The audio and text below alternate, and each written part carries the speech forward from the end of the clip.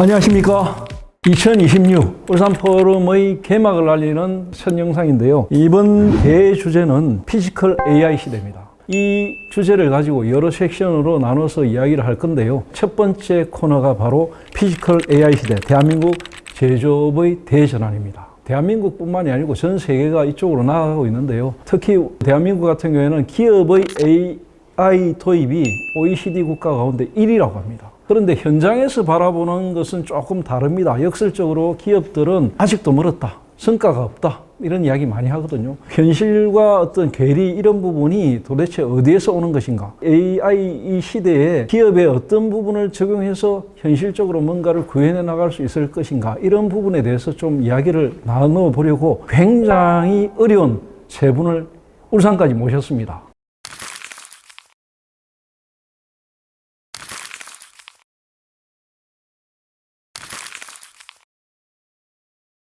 어렵게 마련한 자리인 만큼 알찬 자담회가 되도록 해보겠습니다. 오늘 1부의 첫 번째 주제는 한국 제조 AX 현주소. 도입률은 1위라는데 왜 현장에서는 그렇지 않은가? 피지컬 AI는 최근에 제조 현장에서 빠르게 도입되고 있는 에이전트 AI, 이런 부분하고 본질적으로 어떻게 다른가? 기존의 에이전트 AI는 디지털 월드에 머무르는 그런 AI 시스템이라고 볼 수 있을 것 같아요. 주로 많이 하는 게 뭐 문서 작업이라든지 아니면은 저희 질문에 답변을 한다든지 업무 자동화 시스템이라든지 ERP 같은 그런 것들을 사람 대신 해주는. 피지컬 AI는 디지털 월드에 머물러 있는 그 AI가 신체적인, 물리적인 몸을 갖고 그 물리적인 몸을 이제 AI로 지능을 갖게 만드는 그런 시스템이라고 보시면 될 것 같습니다. 기존에 있던 공장 자동화 그런 거랑 다른 게 뭐냐, 기존에 있던 공장 자동화는 좀 반복적인 정해진 일 이런 것들을 하는 시스템이었고요. 피지컬 AI가 도입되면서 좀 더 비정형적이고 다양하고 자기가 알아서 판단하고 어떤 임무가 주어졌을 때 작업을 제대로 수행할 수 있는 그런 그 기능들을 좀 기대를 하는 것 같습니다. 이사님께서는 현장에서 이런 부분을 많이 보고 계시지 않습니까? 이제 에이전틱 AI는 약간 사람의 뇌와 가깝습니다. 생각을 하고 인지하고 판단하는 것까지가 에이전틱 AI가 하는 일이라면 피지컬 AI는 거기서 그런 판단을 기준으로 행동하고 그 피드백을 다시 에이전틱 AI나 중앙 AI에 접근해서 다시 피드백을 유도할 수 있는 그런 것들을 피지컬 AI라고 생각해 주시면 좋겠습니다. 그렇다면 앞으로 제조업은 두 기술이 하나의 순환 구조를 가지는 거, 이게 굉장히 중요하다, 이렇게 봐지거든요. 이론이 아니라 실제 현장에서 피지컬 AI가 어떤 공정으로 어떻게 바꾸고 있는가, 구체적인 사례라든지 이런 부분들 얘기해 주시면 감사하겠습니다. 글로벌로 봐도 피지컬 AI가 어떤 제조 현장이나 제조 AX에 100% 적용이 돼서 실행이 되고 있다라고 말할 만한 것은 아직은 없는 게 사실입니다. 다만 그렇게 하기 위해서 이제 노력하시는 연구자분들이나 기업들은 매우 많고요. 예를 들면 보스턴 다이나믹스나 피겨 AI, 세계 로봇 회사들, 그리고 국내에서도 대기업 위주 또는 생산 건물을 또는 생산 공정을 갖고 있는 기업들 위주로 현장에 피지컬 AI들을 적용을 하는 일들을 많이 하고 있습니다. 이런 것들 시간이 좀 지나고 인력들도 좀 성숙되고 하면은 이런 피지컬 AI 공장들이 또는 제조 AX가 확대되는 것은 시간 문제지 않을까. 시간 문제라고 하셨는데 그 시간이 어느 정도일까요? 정말 어려운 질문이신데 글쎄요, 최소 3년 이상은 걸릴 것으로 보고 있습니다. 로봇이 실제 산업 현장에 쓰인 지는 상당히 오래됐고 로봇의 종류가 좀 바뀌고 있어요, 요즘에. 첫 번째로 이제 드론이라는 게 가장 먼저 좀 적용되기 시작했고 가족 보행 로봇부터 이제 또 시작을 하고 있죠. 그리고 이제 휴머노이드로 나가려고 하고 있는 상황이거든요. 이미 적용은 되고 있었고요. 이게 피지컬 AI라는 말로 약간 좀 포장이 바뀐 거라고 좀 볼 수 있어요. 지금까지는 알고리즘 기반, 아무리 예외 케이스들을 산정해 놓는다고 하더라도 그런 엣지 케이스들이 나오게 되면 사실은 알고리즘 기반은 멈출 수밖에 없거든요. 이제 이런 AI를 실제로 적용을 한 현장들이라면은 그런 엣지 케이스들도 사람처럼 대응하고 숙련된 그 인재들처럼 대응하고 잘 흘러갈 수 있게 하는 것들이 AI가 적용되는 현장이라고 할 수 있습니다. 과거의 제조 현장에서는 어떤 종류가 실질적으로 적용이 됐고 지금은 어느 쪽으로 발전하고 있다, 어느 쪽입니까? 로봇 플랫폼으로 보자면은 로봇 8이 주로 적용이 됐죠. 지능이라고 부를 만한 건 없었어요, 사실은. 사람이 하고 있는 뭐 볼트를 낀 태스크가 있다 그러면은 그 태스크 하나만 이제 할 수 있는 그런 로봇을 그 엔지니어가 이제 프로그래밍 해가지고 손으로 직접 그런 것들을 하고 있는데, 피지컬 AI가 도입이 되면은 뭐 엔지니어를 했던 일들을 AI한테 시킬 수 있지 않을까, 이런 기대를 가지고 있는 거죠, 이제. 그렇다면은 그 미국이나 중국, 일본, 독일 뭐 이런 피지컬 AI 국가 전략으로 밀어붙이는 이런 나라들은 지금 한국의 기술 경쟁력을 어디까지 보고 있는지, 또 앞서는 영역과 뒤처지는 영역을 냉정하게 말씀해 주시면 어떨지. 이미 많은 로봇들이 쓰이고 있는 것 같아요, 현장에서. 도입하려는 의지도 세고요. 우리나라는 특히 이제 제조업 강국이니까 도입할 부분도 많고요. 그런 면에 있어서는 저희 나라가 앞서가고 있는 것 같아요. 뒤처지고 있는 부분은 제조업 강국이라서 부품들을 만드는 능력들은 굉장히 좋으신데 그거를 이제 통합해서 이제 로봇을 만들어야 되거든요. 그거를 이제 중앙에서 진두지휘할 그런 회사라든지 뭐 리더십이나 이런 걸 가지고 있는 회사라든지 그런 쪽이 아직 좀 부족하지 않나? 그리고 두 번째는 핵심 AI 기술을 연구할 수 있는 인프라라든지 연구 인력도 조금 부족한 것 같고요. 그 기술 수준도 아직은 중국이나 미국에 비해서는 조금 떨어지는 것도 사실이고요. 박 교수님께서 그 짚어주신 그 기술적인 진단 위에 조금 의견을 보충을 한다 그러면 현재 한국의 그 피지컬 AI 경쟁력은 강력한 제조 기반이라고 하는 토양에 피지컬 AI라고 하는 씨앗을 뿌리고 있는 과도기입니다. 시작이죠. 미국과 중국이 이제 거대 자본으로 일단 속도전으로 선점을 했다면 한국의 제조업은 역시 그 정교함의 데이터 그리고 고품질 최적화의 강점이 있습니다. 우리가 앞서는 분야는 제조의 도메인 지식, 하드웨어 정밀 제어가 우리의 강점이죠. 수십 년간 축적된 그 기술이 가장 AI가 현장에 안착될 수 있는 튼튼한 기반입니다. 반대로 뒤처지는 영역이 있어요. AI하고 하드웨어를 연결하는 미들웨어라고 하는데 그것과 또 하나 데이터 생태계입니다. 미국은 하드웨어하고 AI 소프트를 결합한 거대 플랫폼을 벌써 선점을 했고 중국은 데이터를 계속 모으고자 하는 데이터 훈련으로 양적 편성을 하고 있거든요. 그럼 우리나라는 여전히 하드웨어는 하드웨어대로 AI는 AI대로 따로 발전하는 경향이 없지 않아 있습니다. 현장에 있는 데이터가 파편화되어 있다. 그리고 AI가 학습할 양질의 데이터가 부족한 것이 가장 큰 약점이지 않을까. 이제 저희 같은 규모의 스타트업들은 파운데이션 모델이라든가 로봇을 하나로 아우르는 하드웨어 통합이라든가 이런 것들을 현실적으로 하기는 좀 어렵고요. 저희는 아까 고문님께서 말씀해주신 미들웨어 여기에 좀 많이 집중을 하고 있는 것 같습니다. 어떤 대규모 모델이 있고 대규모 현장이 있으면 그것들을 잇는 역할들을 하는 것들이 미들웨어라고 소위 많이 부르는데요. 그런 것들을 하기 위해서는 요즘에 뭐 심투 리얼이나 리얼 투 심 이런 말들을 많이 쓰는데요. 현실 공간을 시뮬레이션 공간으로 옮겨주거나 아니면 시뮬레이션 공간에서 나온 결과물들을 현실 공간으로 다시 옮기는 그런 작업들이 요즘에 또 새로운 시장으로 각광을 받고 있습니다. 우리나라가 석유는 안 나오지만 석유 화학은 1등인 것처럼 AI의 파운데이션 모델은 없지만 AI를 사용한 사례들은 1등이 될 수 있는 게 바로 그 미들웨어의 강점이 좌우한다고 저희는 생각을 하고 있습니다. 저는 미들웨어를 강조하셨는데 조금 더 보충이 필요할 것 같거든요. 일단 사람으로 따지면 상체가 있고 하체가 있잖아요. 그걸 중심으로 입고 있는 백본이라고 하는 허리, 이게 사실은 그 미들웨어라고 설명이 가능할 것 같습니다. 생산 현장에 있고 AI가 도입이 됐어요.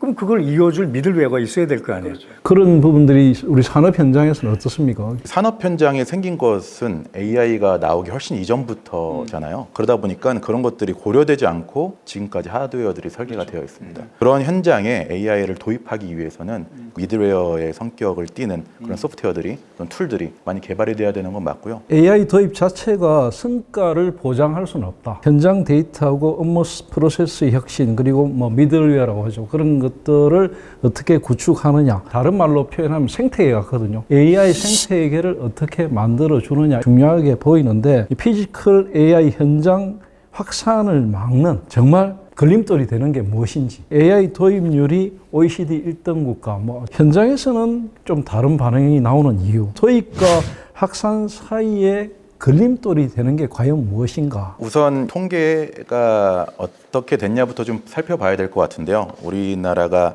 OECD AI 도입률이 1위라는 것들은 사실은 대부분 우리 챗GPT나 제미나이 같은 생성형 AI로 볼 수 있습니다. 그런 생성형 AI가 현장에 도입됨으로써 현장에서의 생산성은 올라간 건 맞는 것 같습니다. 그런 생산성이 올라간 것과 이런 피지컬 AI가 현장에 적용되는 것과는 사실 시차가 있기 마련입니다. 피지컬 AI라는 기술 자체도 기술의 성숙도가 좀 더 필요하고 사용하는 인력들도 성숙도가 필요하기 때문에 그런 시차들이 좀 있을 것 같은데요. 다만 그 시점이 왔을 때 바틀렉이 어디냐고 하면은 인프라와 인재일 것 같아요. AX를 준비했던 인프라라든가 인력을 준비했던 기업들이 그런 티핑 포인트를 넘었을 때 훨씬 더 빠른 확산과 빠른 ROI가 개선될 거라고 생각을 하고 있습니다. 이사님께서는 실제로 스타트업을 하고 계시지 않습니까? 현실적인 문제, 다가오는 문제 이런 부분 좀 듣고 싶거든요. 제일 다가오는 문제는 비용이죠. 규제는 아닙니까? 제조 AX에서 규제라기보다는 비용이 조금 더 큰 문제일 것 같습니다.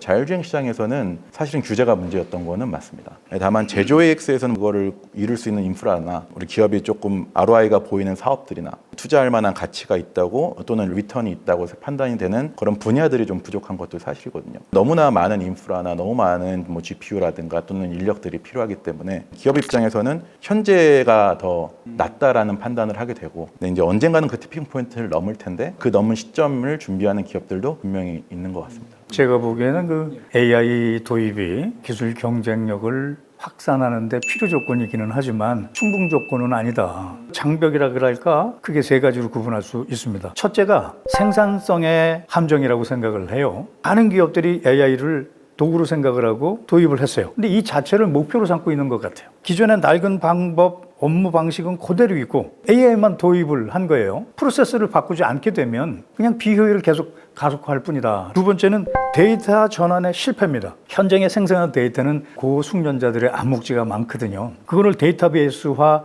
변환되지 않은 상태에서 그냥 쓰게 되면 AI는 자기가 학습한 데이터만큼만 똑똑하거든요. 근데 그렇지 못한 상태에서 현장의 데이터 거버넌스가 진행이 안 되고 있는 것이 두 번째 문제이고요. 마지막 세 번째는 기술과 현장의 불균형입니다. 대기업은 자체적으로 모델을 구축할 수 있어요. 데이터도 계속 생성할 수 있고 하지만 대다수의 중소기업들은 지금 현장에 활용할 수 있는 전문력이 없다고 보시는 게 맞습니다. 그래서 이제 도입하고 바로 그냥 방치되는 게 현재의 상태가 아닌가. 그래서 이제 앞으로 우리는 도입이라고 하는 양적 팽창보다는 질적으로 오히려 그걸 더욱더 다독여야 된 그런 시점이다. 그래서 단순히 기술을 보급하는 단계를 넘어서 이제는 업무 방식을 근본적으로 재설계하고 그리고 현장의 데이터를 자산화하고 그리고 누구나 쉽게 운용할 수 있게끔 바꾸지 않으면 역시 AI는 도입하고 끝나는데 확산이 더 중요하다라고 말씀을 드릴 수 있습니다. 고문님께서 방금 말씀하신 그 부분이 정부 차원, 국가적인 차원에서는 생태계가 조성되어 있다고 보십니까? 지금 하고 있는 단계이고 규제 실증센터, 협증센터, 또 3특구국, 그다음에 지역 균등 발전, AI 반도체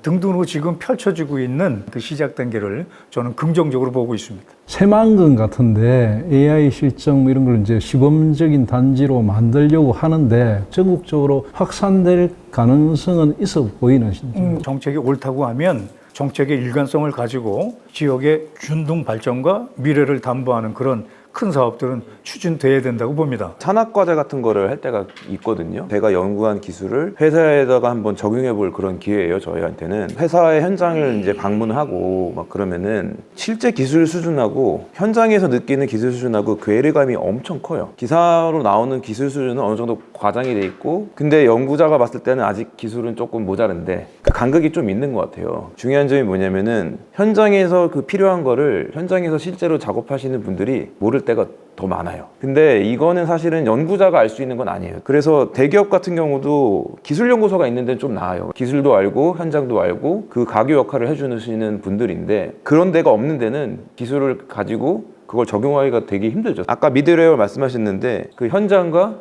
연구 현장을 잇는 또 이 중간 다리 이것도 굉장히 중요한 역할이라고 봅니다. 결국은 중소기업이 부담 없이 검증하고 뭔가 활용할 수 있는 그런 생태계를 구축하는 부분이 앞으로 좀 지향해야 될 방향이다. 이렇게 세 분의 말씀을 정리할 수 있을 것 같습니다.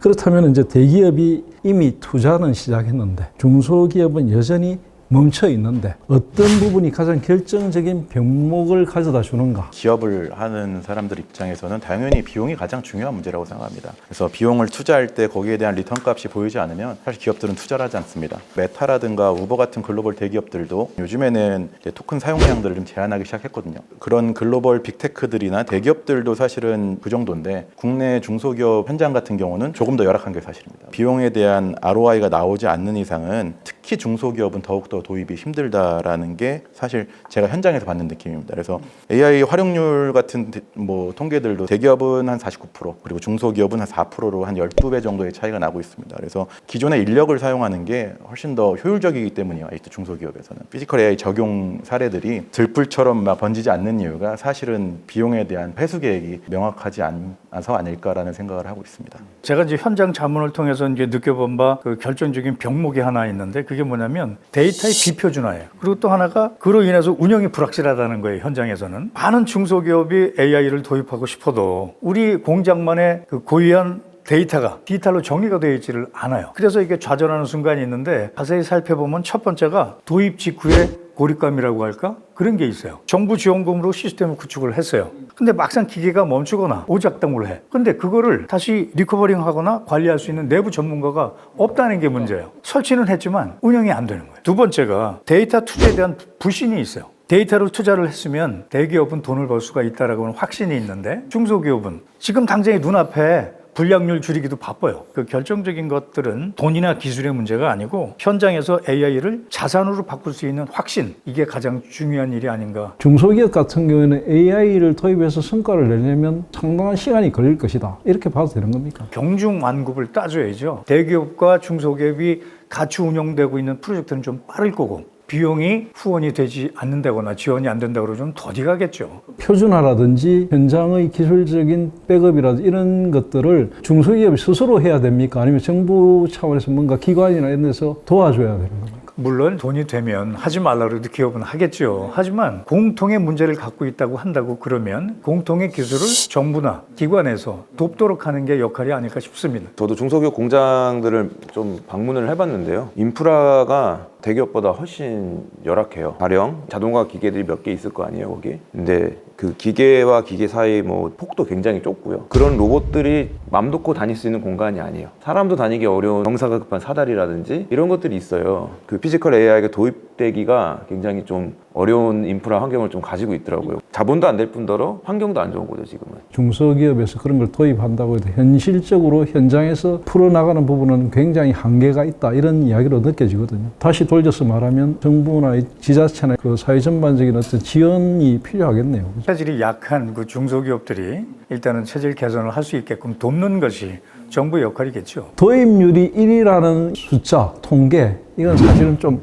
허수다. 그렇게 봐도 됩니까? 허수이기보다는 그런 생성형 AI를 가지고 지금 계속 그 무언가를 생성하고 있다. 그것이 정말로 제조 경쟁력으로 이어질 중소기업한테는 또 지금 활용률이 그렇게 직접적이지는 않다. 앞으로는 그러한 그 데이터들이 제조 현장으로 이동될 수 있도록 분위기를 만들어 가야 되겠죠. 도입률 세계 1위인 한국 제조 AX. 성과 창출을 가로막는 가장 결정적인 구조적 원인은 무엇인가를 결론적으로 한번 좀 정리해 볼 필요가 있다고 생각합니다. 인력, 인프라 그리고 우리 GPU나 기타 등등 많은 것들이 필요하지만 결국은 하나로 있는 이 파이프라인이 먼저 잘 갖춰지면 대기업에서 갖춰진 파이프라인들이 중소기업이나 작은 기업들로 이렇게 확산되는데 아마 좀 더 쉽지 않을까 싶습니다. 그래서 파이프라인이 먼저 잘 갖춰지는 게 가장 핵심이지 않을까. 한국 제조 AI에서 성과적인 부재. 왜 그럴까? 기술 도입과 현장 운영의 단절. 이라고 이렇게 생각이 됩니다. 많은 기업들이 화려한 그 AI를 도입을 해요. 근데 정작 이를 소화할 인프라, 데이터 표준화, 프로세스 이게 갖춰지질 않은 거예요. 그러니까 이제 고가의 스마트폰은 샀어요. 그런데 그걸 활용할 앱도 없고 인터넷도 연결이 안 되고 라고 하는 그런 현장이 아닐까. 아직까지 우리는 그 개별 기업 중심의 개별 솔루션에 매몰되어 있다. 현장 데이터를 표준화하고 학습화하고 자산화해서 그거를 공용 데이터로 쓸 수 있게끔 하는 인프라가 아직까지 많이 부족하다. 정부나 기관이 할 역할은 명확합니다. 기술을 보급하는 단계를 넘어서 협업할 수 있는 운영 체계를 만들어 줘야 되거든요. 이제 도입률 1이라고 하는 거는 그건 그렇게 큰 의미가 없습니다. 현장 체질을 개선하는 것이 가장 큰 현재 위치가 아닐까. 저도 동의를 하고요. AI와 이제 현장을 동시에 알고 있는 인재들이 좀 많이 양성이 됐으면 좋겠다. 사족보행 로봇, 휴머노이드 로봇도 만드는 기업들이 많이 생겼거든요, 우리나라도. 근데 한 2, 3년 전만 해도 제대로 이렇게 돌아다니고 이런 로봇들이 없었어요, 사실은. 근데 한 기업에서 이렇게 성공하시고 기술이 확산이 되기 시작을 하더라고요. 그래서 AI라는 AX도 현장에서의 성공 스토리가 쌓이고 그런 노하우들이 이제 좀 공유가 되고 확산이 되는데 좀 빨라지지 않을까.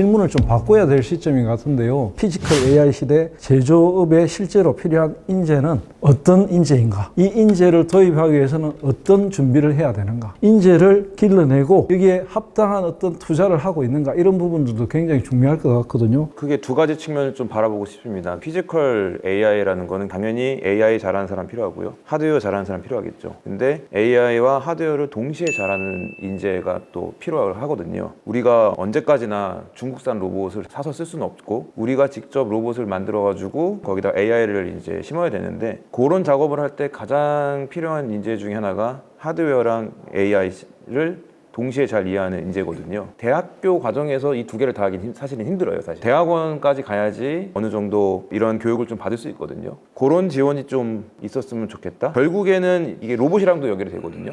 로봇 시스템이 사실은 하드웨어적으로는 가장 복잡한 시스템 중에 하나고 복잡한 만큼 AI가 또 필요한 시스템 중에 하나거든요. 특히 AI 대학원들은 엄청 많아졌어요. 저희 학교에도 있고요. 연대, 고대에도 있고 아마 서울대도 있을 거고 AI 학부도 지금 카이스트에 새로 만들어졌습니다. 근데 로봇을 위한 대학원 학부 과정은 아직 조금 부족한 것 같아요. 특히 학교가 자체적으로 그런 프로그램을 만든 경우는 좀 있는데 정부 지원이나 이런 쪽이 조금은 부족한 것 같아요. 지원이라 하면 어떤 식의 지원을 말씀하시는 거죠? 과를 새로 만든다는 게 학교 내에서 교수들끼리만 힘 모아서 되는 게 아니에요, 사실은 이게.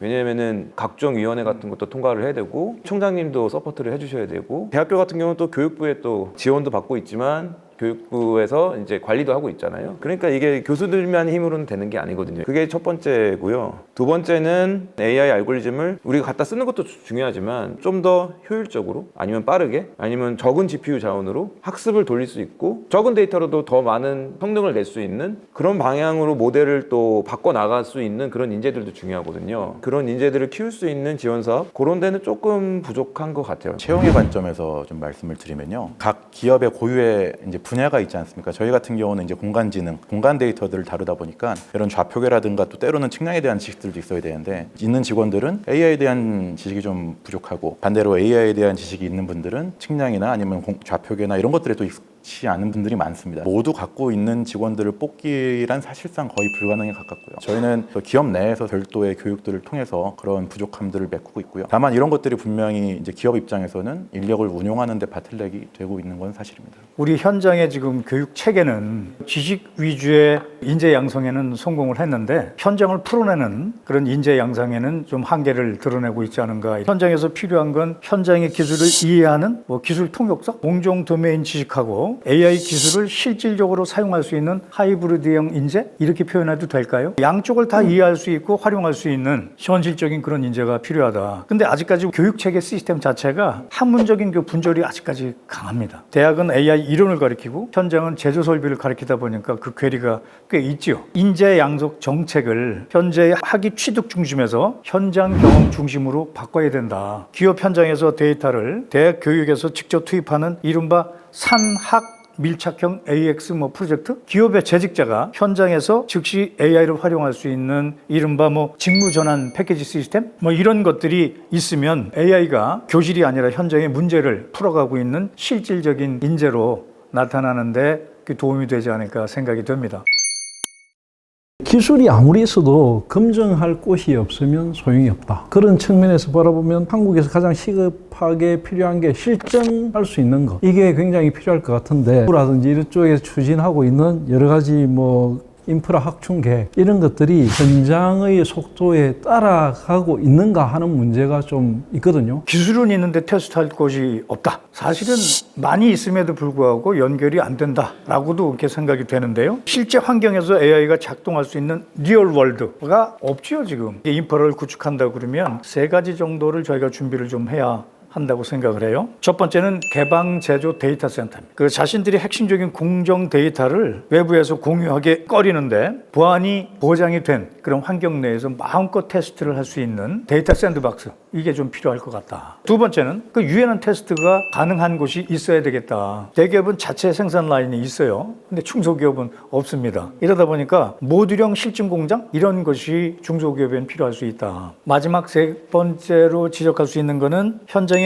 안전 규제 완화. 박 교수님도 많이 느끼실 텐데 AI하고 로봇이 현장에서 작업하고 운영할 때 그 안전 인증 문제로 실증이 가로막히는 경우가 많습니다. 기술이 성숙할 때까지 그 샌드박스 플러스라고 해서 규제를 풀어낼 수 있는 정도의 유연함이 필요하죠. 그래서 이 세 가지를 다 한 곳으로 만약에 정리를 한다 그러면 뭐 메가 샌드박스 이런 정도가 아닐까. 굳이 이름을 붙여본다 그러면 국가의 AI 실증센터 이런 것들이 필요하겠죠. 그런 것들이 필요하다는 걸 이미 정부도 인식하고 있지 않겠습니까? 그죠? 그래서 정부의 기획, 그다음에 방향, 속도는 나름대로 적당하다고 생각을 해요. 그런데 뒤집어서 생각해보면 현장의 체감 속도는 너무 더디고 느려요. 괴리가 있지요. 현장에서 쓸 수 있는 그 국가 테스트 필드나 AI 혁신센터, 이게 현재까지는 하드웨어 중심으로 계속 이루어졌다는 거예요. 근데 현장에서는 그 공간을 채울 디지털 트윈 또는 실시간 데이터 기반 실증 환경을 소프트웨어적으로 얼른 채워줘야 되는 게 필요하다고 그렇게 봅니다. 현장에서 느끼실 때 이사님 같은 경우는 어떻습니까? 필요성은 누구든 느끼는 것 같습니다. 굉장히 참고할 만한 모델이 최근에 하나 나왔는데요. 광주의 자율주행 실증 도시라는 사업들이 최근에 이제 실시가 되고 있습니다. 정부의 지원도 있고, 그리고 뭐 전용 GPU, 그리고 데이터의 공유, 보험 상품까지 패키지를 묶여가지고 광주라는 도시 안에서 약 200대 자율주행 차량이 돌아다니게 되는데요. 지금 유수의 자율주행하는 국내 기업들이 지금 이 프로젝트에 지금 매달리고 있는 것으로 알고 있습니다. 실증 도시 하나가 잘 세워지게 되면 이런 사례들이 다른 도시로 확산되는데 굉장히 좋은 역할을 할 것 같습니다. 제조 AX 같은 경우는 제가 좀 현장에서 느끼는 부분은 공유가 조금 쉽지는 않습니다. 그 제조 라인이나 그 제조 과정이나 공정 자체가 자산인 경우들이 있기 때문에 공유하고 또는 어떤 오픈된 공간에서 실증을 하기는 쉽지 않고요. 그러다 보니까 조금 더 제조 공정 쪽에서는 시뮬레이션을 많이 사용하시는 것 같습니다. 기업의 노하우나 기술들이 공개되지 않는 그런 보호가 필요하다. 그거 말씀하셨는데 저는 되게 공감을 하거든요. 저희 랩 스피노프 회사가 있어요. 조선소에 들어가는 로봇을 지금 만들고 있거든요. 근데 조선소가 국가 보안 시설일 거예요. 그 로봇을 만들려고 하면은 사실은 조선소의 협조가 없으면은 만들 수가 없어. 현장에 적용도 못하고 거기서 뭔가 데이터를 얻기도 쉽진 않고요. 조선소끼리도 서로 당연히 공유는 안 하겠죠. 그러니까 이런 문제들은 사실은 중소기업이 스타트업이 해결할 수 없는 문제거든요. 정부에서 뭔가 이렇게 큰 장을 만들어 주셔가지고 다 같이 협업할 수 있는 그런 토대를 좀 플레이그라운드로 만들어 주시면은 기술 발전이 빠를 수도 있겠다는 그런 생각을 했었어요. 두 번째는 실증 같은 거는 정부에서 추진을 많이 하고 있습니다. 제 분야인 휴머노이드도 정부에서 실증 사업 같은 것을 이미 하고 있거나 추진 중인 것도 있고요. 부탁드리고 싶은 거는 실증 사업 했다는 건 결국에는 국민 세금이 여기 쓰였다는 거잖아요. 실증 사업이 끝난 다음에 여기서 모인 데이터라든지 이 회사가 이 로봇을 현장에 투입했을 때 어떠한 효과를 이끌어냈는지, 보강할 건 뭔지 면밀히 좀 분석하셔서 과제가 끝나고 나서 이 과제의 성과물이 좀 묻히지 않았으면 좋겠어요. 공유가 되고. 정부가 많은 투자를 하는 것처럼은 사실은 보이지만 현장에서 체감하는 부분은 여전히 좀 괴리감이 있다, 이런 생각이 좀 들고요. 인력하고 인프라가 갖춰져도 제도라든지 이런 부분에서 따라가지 못하면 결국은 걸림돌이 될 수 있다. 그래서 지금 우리나라에서 가장 먼저 바뀌어야 될 부분은 무엇인가? 제조 현장에서 시급하게 바꿔야 될 것? 필요는 하지만 사전 허가제라는 게 있어요. 뭘 하려고 하면 사전에 허가를 받아야 돼요. 근데 신제품이나 신기술은 거의 레귤레이션이 없거든요. 그게 이제 규제로 작용하는 규제 패러다임인데 지금 기술의 발전 속도는 어마무시하거든요. 특히 이제 AI하고 로봇이 결합되는 이런 시점에 있어서는 기존의 안전 규정으로는 해석조차가 안 되거든요. 현장에서 부딪히고 있는 규제 사례는 무지 많습니다만 제가 근본적으로 딱 대표적인 두 가지만 말씀을 드리면 첫 번째가 안전 인증과 관계된 기술 변경의 어려움. 인증 허가를 받았어요. 실제 이제 운행을 합니다. 그런데 이제 이동 로봇이 외형 변경을 했거나 아니면 성능 개선을 필요해서 새로운 운행 허가를 또 받아야 된다. 이렇게 되면 어렵죠. 이제 현행법상 로봇 동작 범위나 안전 설비가 바뀌게 되면 매번 또 복잡한 안전 인증을 또 받아야 돼요. 제조업은 지금 1분 1초가 바쁜데 어느 하세월에 AI를 도입하고 생산성을 높이겠습니까? 두 번째는 데이터 관련해서는 데이터 활용과 관련한 보안 규제예요. 우리가 보통 스마트 공장을 데이터로 클라우드로 연결해서 그것을 학습시키려고 한다고 그러면 현재 이제 망 분리라는 게 있습니다.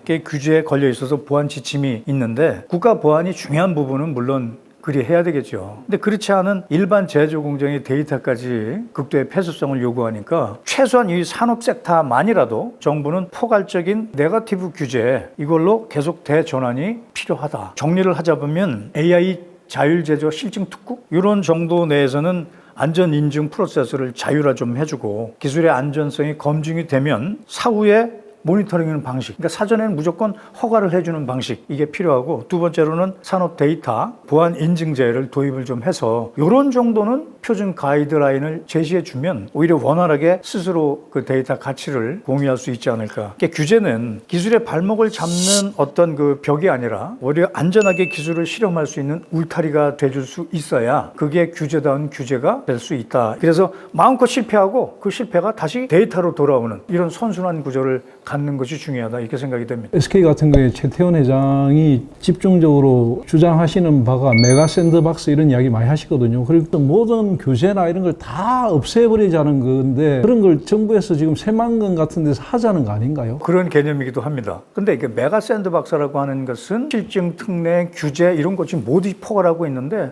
규제가 풀렸더니 비즈니스가 됐어 라고 하는 성공 사례로 반드시 이어져야 되는 것이 핵심입니다. 업계에서 보실 때는 이 이야기할 게 좀 많을 것 같거든요. 저희는 이제 공간 정보를 다루다 보니까 저희도 보안의 규제를 굉장히 많이 받습니다. 이런 국내 데이터를 해외 전시회에 전시하는 것조차도 굉장히 어려운 경우들이 많은데요. 그래서 사실 저희 같은 스타트업 또는 이제 일반 중소기업들이 이런 규제들을 직접적으로 푸는 거는 불가능에 가깝고 엄청나게 많은 시간이 걸리기 때문에 요즘 그래도 스타트업들에서 선택하는 방식들은 시뮬레이션으로 많이 넘어가고 있습니다. 기술 발전 속도를 따라가지 못하는 경직되어 있는 규제 철폐되어야 된다. 이런 이야기로 집약할 수 있을 것 같은데 학계에서 볼 때는 이 부분은 좀 어떻습니까? 해외 이제 미국 특히 가보면은 지금 벌써 웨이모 자율주행차 다 돌아다니고 있고요. 테슬라 FSD 많은 사람들이 쓰고 있고 심지어 렌트카로도 체험을 해보실 수 있어요. 그게 되게 부럽더라고요. 웨이모나 테슬라가 성공할 수 있었던 거는 결국에는 AI 알고리즘 만들어 놓고 실제 환경에 이제 실행을 해보고 많은 유저들이 써보고 그 데이터로 인해서 다시 또 학습을 시키고 업그레이드하고 다시 또 배포하고 이런 과정을 통해서 이 기술들이 발전했다고 생각을 하거든요. 그런 데이터 플라이를 돌릴 수 있는 환경을 못 만들면은 사실은 이 싸움에서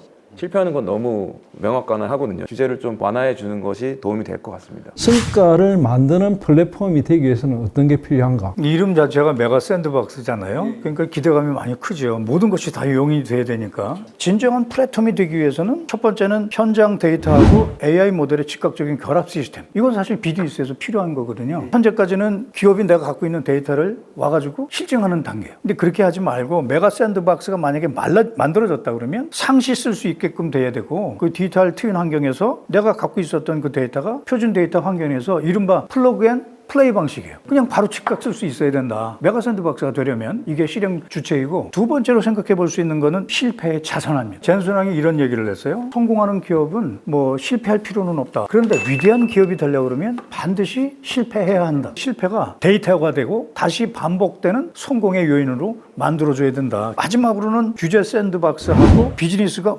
모델이 결합이 돼야죠. 일단 규제 샌드박스 내에서 말씀드렸던 것처럼 열심히 했어. 끝나고 났어. 이게 비즈니스하고 연결되지 않으면 안 된다는 거죠. 공급 기업은 시장 진출을 확신하고 성과를 얻어낼 수 있도록 그 세 가지 구조를 가져야만 메가 샌드박스라고 이름을 쓸 수 있지 않을까. 방금 말씀하신 메가 샌드박스 개념에서 제가 정말 많이 공감을 하는 게 기업이 사용을 해야 활성화가 되고 파이프라인이 생성이 되거든요. 실패 데이터화는 요즘 기업들에서는 실패란 말도 잘 쓰지 않고요. 요즘은 오히려 엣지 케이스란 말을 많이 씁니다. 실패한 한 가지 케이스가 성공한 수백만 가지 케이스보다 훨씬 더 가치 있는 경우가 많습니다. 그런 엣지 케이스들을 자산화하는 것들에 대해서 두려워하지 않고 운동장을 만들어주는 게 메가 샌드박스에서 가장 중요한 역할이 아닐까라는 생각을 합니다.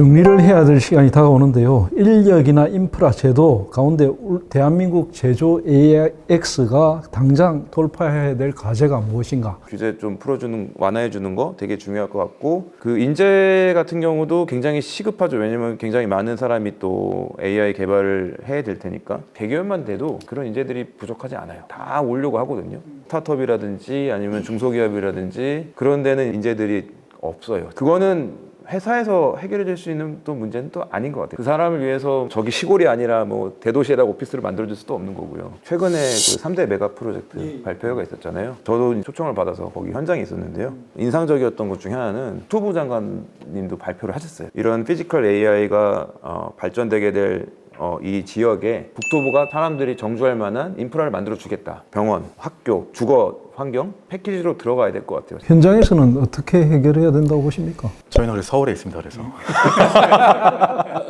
농담이고요. 닭이 먼저냐 달걀이 먼저냐의 차이일 수도 있는데 저희 생각에는 인프라가 먼저 깔리면 거기에서 기업들이 와서 실증하게 되고 기업이 실증하는 와중에 당연히 인재도 같이 들어오게 되거든요. 이렇게 좀 선순환 구조가 갖춰지지 않을까 싶습니다. 그래서 결국은 이런 AI 같은 부분들은 뭐 미국 같은 경우는 사기업이 테크들이 먼저 투자하지만 국내 환경에서는 정부나 지자체 단위에서 운동장을 먼저 깔아주시면 거기에 알맞는 기업들과 인재들이 자동적으로 모이지 않을까라는 생각을 하고 있습니다. 인식의 문제, 서울을 떠나지 못하는, 수도권을 떠나지 못하는 것 때문에 오는 것, 이것도 굉장히 크거든요. 그런 것들의 개선도 사실은 필요하다고 생각합니다. 산업 현장이 지금 새롭게 디자인되고 있습니다. 인력, 인프라, 제도. 저는 이게 패키지화되어 있다고 생각을 해요. 이 세 가지를 여태까지 각각 별개의 내용으로 지원을 해왔어요. 인력 따로 키우고 인프라 따로 짓고 그리고 또 규제는 또 따로 풀었습니다. 근데 현장에서는 이 세 개가 동시에 맞물려야만 돌아가요. 우리가 이제 생각을 좀 바꿔야 된다. 데이터를 매개로 그 통합 플랫폼을 실현하기 위해서는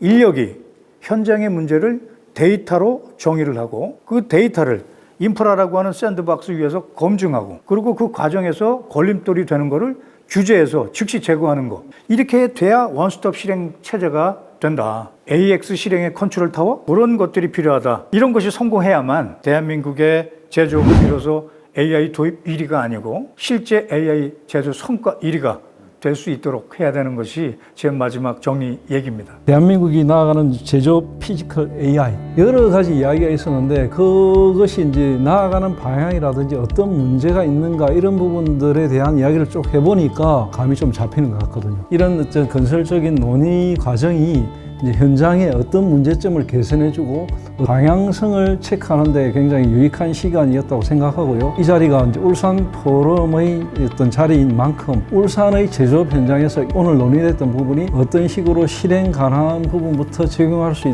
있을 것인가 이런 쪽으로 좀 방향성을 잡아가는 의미 있는 자리가 됐다고 봅니다. 오랜 시간 귀중한 말씀 대단히 감사드립니다. 고맙습니다. 감사합니다. 함께 할 수 있어서 영광이었습니다. 네, 고맙습니다. 네, 감사합니다.